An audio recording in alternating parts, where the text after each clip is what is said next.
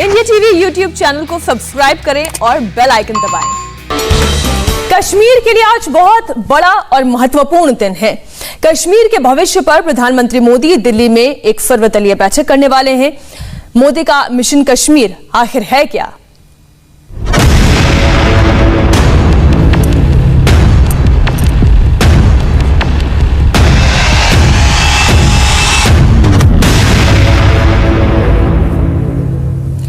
प्रधानमंत्री मोदी के मिशन कश्मीर के लिए आज एक बहुत बड़ा दिन है। अब से 4 घंटे के बाद जम्मू कश्मीर पर सबसे बड़ी बैठक होने वाली है और इस मीटिंग से पहले बीजेपी और कांग्रेस खेमे में हलचल तेज है। थोड़ी देर में जम्मू कश्मीर के बीजेपी नेताओं की बैठक होने वाली है। जेपी नड्डा के साथ मीटिंग में ये बीजेपी मुख्यालय पर होगी और इस बैठक के लिए रविंद्र रैना, निर्मल सिंह और कविंद्र गुप्ता बीजेपी हेडक्वार्टर्स पहुंच गए हैं और थोड़ी देर में गुलाम नबी आजाद के घर पर भी जम्मू कश्मीर के कांग्रेस नेताओं की एक बैठक होने वाली है। और इसी बीच फारूक अब्दुल्ला श्रीनगर में अपने घर से रवाना भी हो गए हैं। 11 बजे की उनकी फ्लाइट है, यानी अब से चंद मिनट में ही 10:49 हो रहे हैं और थोड़ी देर में, मतलब 1 मिनट के बाद ही उनकी अगली जो फ्लाइट है वो श्रीनगर से दिल्ली के लिए वो रवाना हो जाएंगे। प्रधानमंत्री मोदी के मिशन कश्मीर के लिए आज एक महत्वपूर्ण दिन है। अब से ठीक 4 घंटे के बाद 3 बजे जो बैठक होने वाली है, उस बैठक का एजेंडा आखिर क्या है, जिस पर हम लगातार सुबह से चर्चा कर रहे हैं। क्या कश्मीर में विधानसभा चुनाव करने पर बातचीत होगी? क्या 370 पर एक बार फिर से कोई चर्चा होगी? क्या 35A जैसे मुद्दे को एक बार फिर महबूबा मुफ्ती, फारूक अब्दुल्ला छूने की कोशिश करेंगे, इन मुद्दों पर बात करेंगे? आपको तस्वीर हम दिखा रहे हैं श्रीनगर से जब फारूक अब्दुल्ला रवाना हुए, ये उस वक्त की तस्वीर है। इधर बीजेपी और कांग्रेस दोनों दल अपनी अपनी मीटिंग्स में लगे हुए हैं कि आज की इस बैठक में कांग्रेस का पक्ष क्या होगा, बीजेपी का पक्ष क्या होगा। और आज की इस बैठक को इसलिए भी महत्वपूर्ण कहा जा रहा है, लोकतांत्रिक प्रक्रियाओं को आगे बढ़ाना, जम्मू कश्मीर के विकास पर बात करना, क्या कश्मीर में इलेक्शन होने वाले हैं, इन तमाम मुद्दों पर चर्चा आज की इस बैठक में सब संभावना जता रहे हैं होगी। लेकिन हमें इंतजार करना होगा इस बैठक के शुरू होने का और फिर नेता जब अपनी बात कहते हैं तो धीरे धीरे करके वो बातें भी, तमाम बातें सामने आती जाएंगी। हमारे सहयोगी तमाम जुड़े हुए हैं और पैंथर्स पार्टी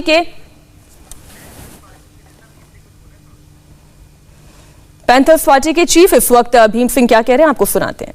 आपसे ये पूछना है कि आप बताइए, आप प्रेस हैं, मीडिया हैं, कलाकार हैं, थिंकर्स हैं, पार्लियामेंटेरियन हैं, आप मुझे बताइए कि हमारे विलय का क्या हुआ, हमारे विलय का क्या हुआ, जम्मू कश्मीर के विलय का।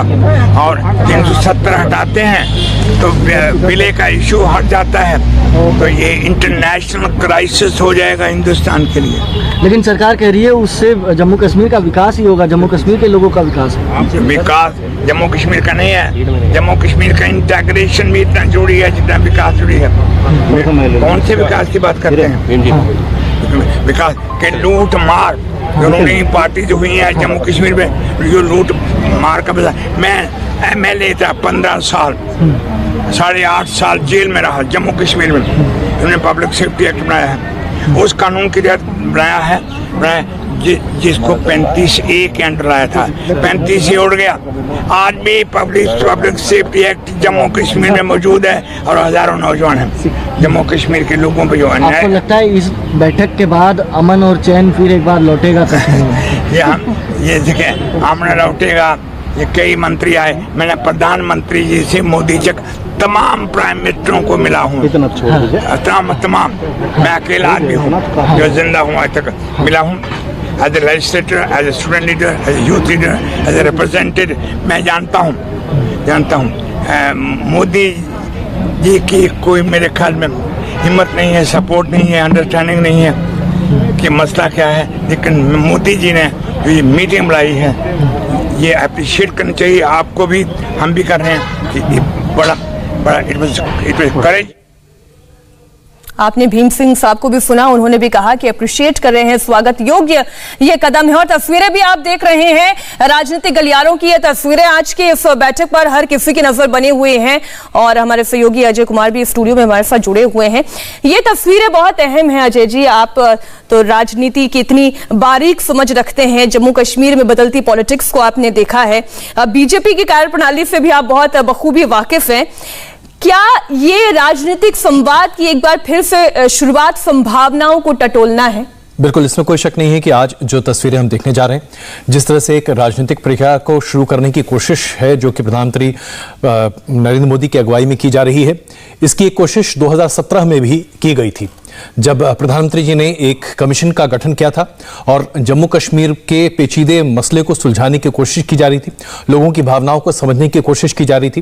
लेकिन उस वक्त हमने देखा कि कैसे वो तमाम दल जो अपने आप को जम्मू कश्मीर के प्रतिनिधित्व के तौर पर देखते हैं, चाहे आप नेशनल कॉन्फ्रेंस की बात करें या फिर पीडीपी की बात करें, इन तमाम दलों का सहयोग नहीं था। और उस वक्त हुर्रियत की एक बड़ी भूमिका थी, खास करके अगर आप परसेप्शन के आधार पर देखें तो हुर्रियत ने भी उस कोशिश को नाकाम करने की अपनी पूरी कोशिश की थी। और हमने घाटी में देखा था कि कई बार बंद का आह्वान किया गया था और उस पूरे मीटिंग को बायकॉट करने की कोशिश की गई थी। इसके पहले भी अगर आप मनमोहन सिंह के दौर को देखें तो उस वक्त भी 2 बार कोशिश की गई थी कि राजनीतिक प्रक्रिया को एक अमली जामा पहनाया जा सके, एक राय बनाई जा सके जिसके आधार पर पॉलिटिकल डिस्पेंसेशन को एक नया आयाम दिया जा सके। लेकिन सबसे ज्यादा कोशिशें वाजपेयी सरकार के दौरान की गई थी, जहां 3 बार कोशिश की गई थी और आखिरी पहल पूर्व deputy prime minister LK. Advani की अध्यक्षता में की गई थी। लेकिन ये तमाम कोशिशें अभी तक विफल रहीं और उसकी सबसे बड़ी वजह थी कि हम जम्मू कश्मीर को एक विशेष राज्य का दर्जा देकर धारा 370 के तहत उसके एक स्पेशल राइट्स की बात क्या करते थे। लेकिन 2 साल पहले, पौने 2 साल पहले, जब 2019 अगस्त में धारा 370 को एक तरह से डाइल्यूट कर दिया गया और 35A को निरस्त कर दिया गया, उसके बाद ये एक परिस्थिति उत्पन्न हुई है जहां पर अब राजनीतिक दल, इस बात को हमें बहुत गौर से सोचना चाहिए, अब चाहे आप पीडीपी की बात करें, नेशनल कॉन्फ्रेंस की बात करें, मीनाक्षी, ये तमाम राजनीतिक दल अब इंडिपेंडेंट या सेल्फ रूल की बात नहीं कर रहे हैं। ये अब किसी तरीके से अपने आप को सिस्टम में ढालने की कोशिश कर रहे हैं, जो बहुत बड़ा बदलाव है। आप बिल्कुल ठीक कह रहे हैं अजय जी, और दरअसल यही संभावना है, जो राजनीतिक तेवर बदल रहे हैं वो दिखाई भी दे रहे हैं। और इसके पीछे वजह क्या क्या है, इस वक्त हमारे सहयोगी आनंद प्रकाश पांडे भी जुड़े हुए हैं। आनंद, बहुत सारी मीटिंग हो रही है, आप इस वक्त कहां पर मौजूद है और किस मीटिंग पर आपकी नजर है? देखिए, अभी हम बीजेपी हेडक्वार्टर में हैं और यहाँ पर बीजेपी के राष्ट्रीय अध्यक्ष जेपी नड्डा पहुंचे हुए हैं और उनके साथ जम्मू कश्मीर बीजेपी के जो नेता है, जो आज 3 बजे प्रधानमंत्री के साथ होने वाली बैठक में शामिल होंगे, कविंदर गुप्ता, निर्मल सिंह और रविंदर रैना, उनके साथ साथ केंद्रीय मंत्री डॉक्टर जितेंद्र सिंह भी, जो कि पीएमओ में राज्य मंत्री हैं और जम्मू कश्मीर के उधमपुर से ही सांसद हैं, वो भी इस बैठक में मौजूद है। दरअसल 3 बजे की बैठक में बीजेपी की तरफ से एक सुर में क्या बातें कही जाएंगी, क्या क्या मुद्दे रखे जाएंगे, उसको लेकर यहाँ पर स्ट्रेटेजी तैयार हो रही है। और साथ ही साथ अगर आप जो दूसरी पॉलिटिकल पार्टीज के नेता अगर कोई दूसरे मुद्दे उठाते हैं, मसलन 370 का मामला हो या यूनिफिकेशन का मामला, तो उस पर बीजेपी नेताओं का क्या रुख रहेगा, उन तमाम बातों को लेकर यहाँ जेपी नड्डा के साथ बैठक चल रही है। और जो पॉलिटिकल प्रोसेस शुरू होना है वहां पर, उसको लेकर बीजेपी शुरू से ही उसकी पैरोकार रही है। और एक बात और है कि जब भी दिल्ली में परिसीमन आयोग की बैठक हुई, हमें याद है कि लगभग 3 महीने पहले दिल्ली में एक बैठक हुई थी डिलिमिटेशन कमीशन की, उसमें बीजेपी को छोड़कर, बीजेपी और एक और 2 छोटी छोटी पार्टियों को छोड़कर जो मुख्य पार्टियां हैं जम्मू कश्मीर की, उन्होंने उसका बायकॉट किया था। तो ऐसे में तमाम जो मुद्दे हैं उससे बीजेपी का 3 बजे की बैठक में क्या रुख रहेगा, बीजेपी के नेता उसमें क्या बोलेंगे, अपनी तरफ से क्या क्या मुद्दे रखेंगे, इन तमाम बातों को लेकर यहाँ पर जेपी नड्डा के साथ बैठक चल रही है। आनंद, आप बने रहिए हमारे साथ, और हम एजेंडे भी लगातार आपको ग्राफिक्स के जरिए बता रहे हैं कि किन किन मुद्दों पर अब तक काम हुआ है जम्मू कश्मीर में। आपको दिखाते हैं कि जम्मू कश्मीर में इन दिनों की स्थिति क्या है, इस पर भी आप एक नजर डालिए, और किस तरीके से हालात तेजी से बदले हैं जम्मू कश्मीर में। विकास के कौन कौन से काम हुए हैं, क्या क्या बड़े फैसले लिए गए हैं। सबसे पहले 2018 की बात करें, जब बीजेपी के समर्थन वापस लेने के बाद महबूबा मुफ्ती सरकार गिर गई थी, तब 19 जून 2018 से जम्मू कश्मीर में राज्यपाल शासन लगा था। उस समय आर्टिकल 370 की वजह से जम्मू कश्मीर में राष्ट्रपति शासन नहीं लग सकता था। नवंबर 2018 पर पहुंचे जब विधानसभा भंग हो गई।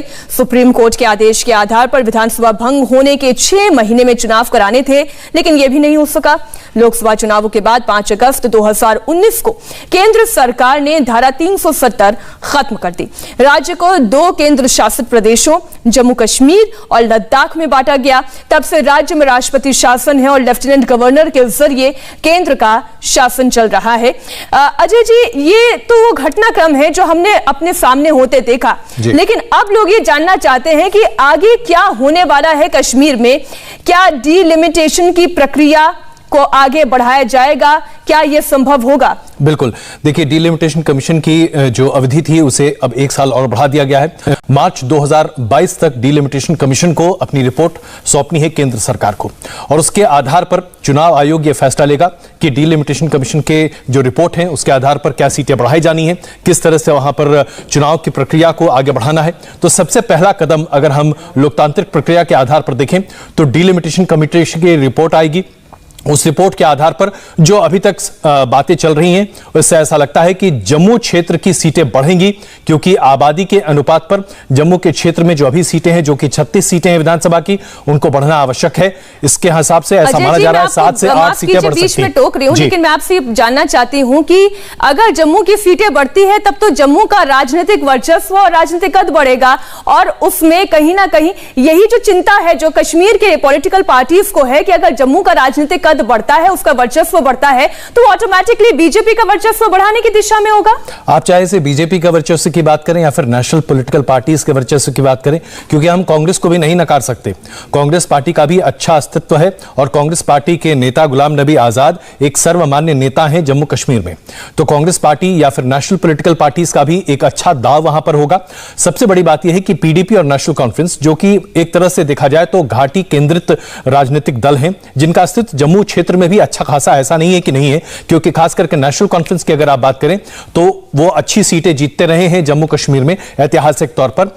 इस आधार पर इन दो पार्टियों का वर्चस्व थोड़ा कम होता जरूर दिखाई देगा, लेकिन हां इतना जरूर है कि जम्मू क्षेत्र जो अपने आप को उपेक्षित बताता रहा है, उसके पास जम्मू कश्मीर के भविष्य के निर्धारण के बहुत ज्यादा अधिकार हाथ में होंगे, और ये बहुत आवश्यक है। जी, ताकत ज्यादा बढ़ जाएगी।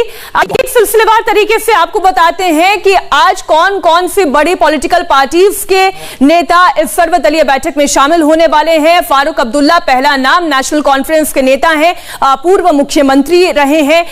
उमर अब्दुल्ला की बात करें, वो भी नेशनल कॉन्फ्रेंस के नेता हैं, पूर्व मुख्यमंत्री रहे हैं जम्मू कश्मीर के।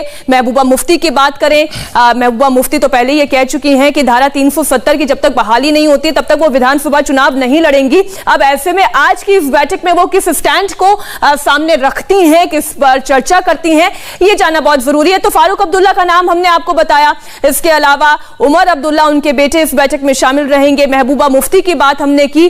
हम इस ग्राफिक्स को और आगे बढ़ाएंगे तो कुछ और चेहरे भी सामने आएंगे। इनके अलावा गुलाम नबी आजाद, आप कांग्रेस के नेता हैं, पूर्व मुख्यमंत्री हैं और बहुत महत्वपूर्ण चेहरे हैं। ताराचंद की अगर बात करें, आप भी कांग्रेस नेता हैं, पूर्व डिप्टी सीएम रह चुके हैं। मुजफ्फर हुसैन बेग, पूर्व डिप्टी सीएम रहे। एक एक करके ये तमाम चेहरे हम आपके सामने रख रहे हैं। इन चेहरों को आप देखिए, समझिए और जानिए, और इनके हाल के बयानों से भी आप ये समझ पाएंगे कि आज की इस बैठक में किसका पक्ष क्या रहने वाला है, क्योंकि ये एक ओपन चर्चा है और इसमें तमाम कश्मीर के नेता अपनी राय रखेंगे। मुजफ्फर हुसैन बेग की हम बात करें, इसके अलावा कविंद्र गुप्ता की हम बात करें, बीजेपी नेता है और उनका बयान तो हमने आपको सुनाया भी है। निर्मल सिंह, ये भी बीजेपी के नेता हैं, इनका भी बयान हमने आपको सुनाया। आइए अब आपको बताते हैं कि कौन कौन से मुद्दे आज की इस बैठक में रहने वाले हैं। सबसे पहले बात राजनीतिक प्रक्रिया शुरू करने की है।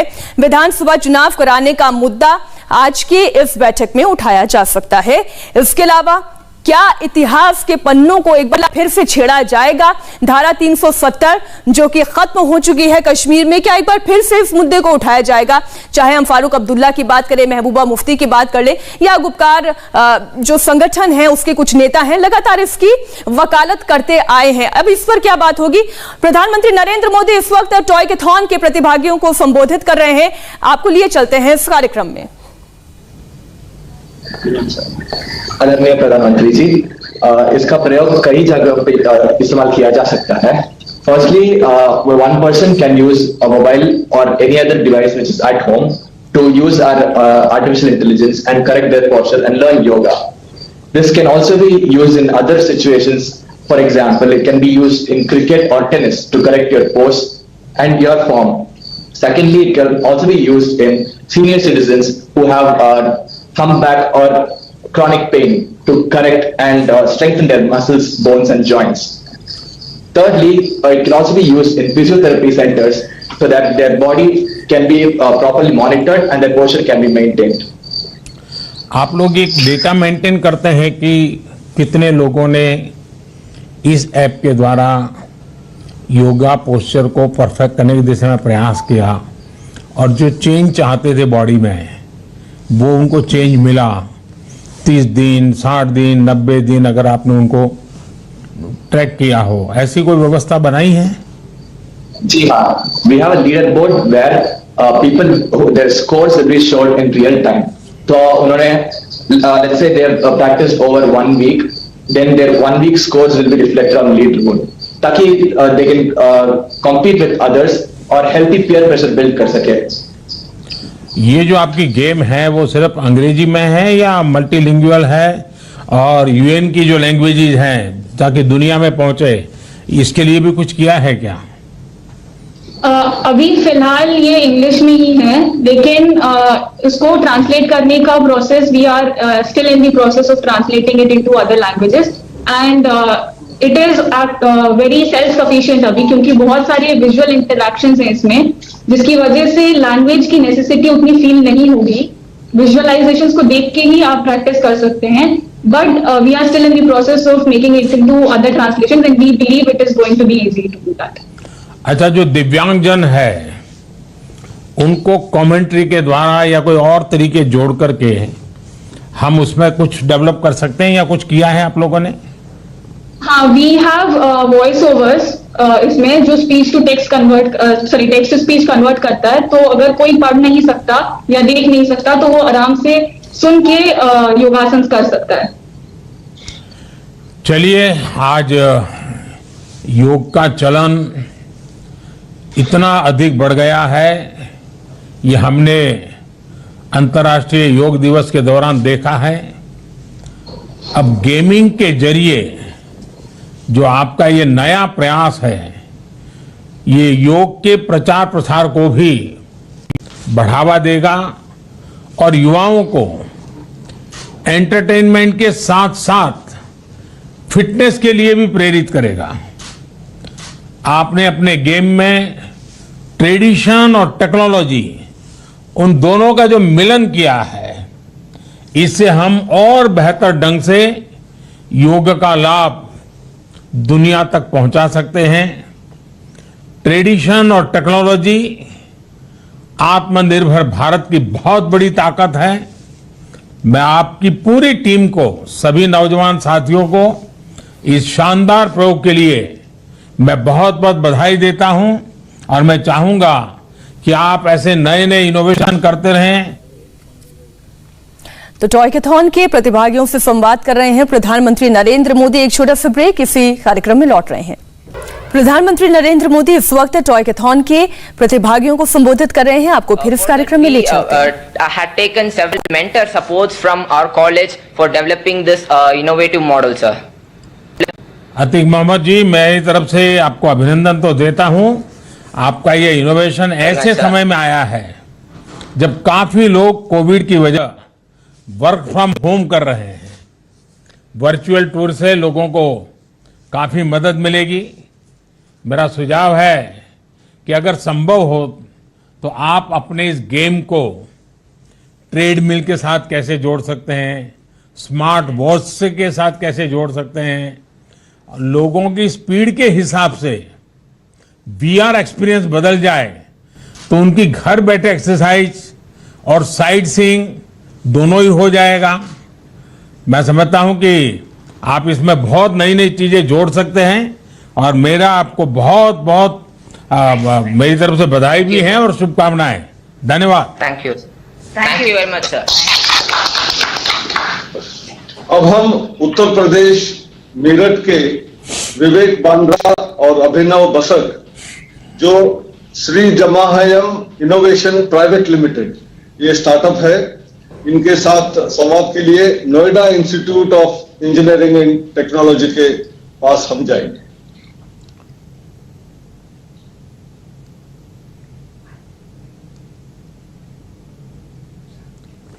नमस्ते जी।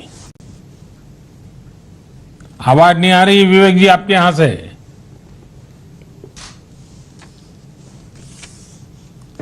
आवाज नहीं आ रही है। हाँ अब ठीक है, ठीक है। आदरणीय प्रधानमंत्री जी और सभी गणमान्य पैनल मेंबर्स को मेकर्स क्लैन टीम की ओर से नमस्कार। नमस्ते, मैं हूं मीनाक्षी जोशी। वीडियो और खबरों से अपडेट रहने के लिए India TV YouTube channel subscribe करें, बेल आइकन दबाना ना भूलें। जुड़े रहें इंडिया टीवी के साथ।